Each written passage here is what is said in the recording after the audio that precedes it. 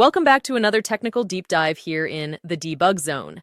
Today we're tackling a big question and breaking it down with insights from other users. Hopefully this clears up some misconceptions and helps you get the answer you need. So buckle up, stay a little curious, and let's jump right in.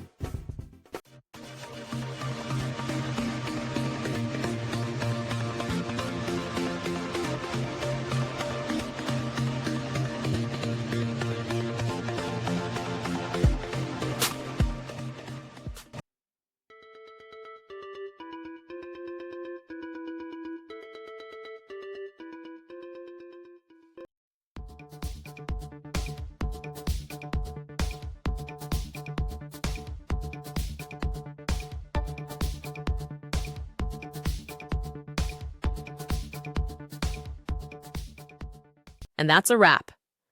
I hope you found the answer you were looking for. If you did, take a second to hit that subscribe button. It really helps out. And let me know in the comments which solution worked best for you.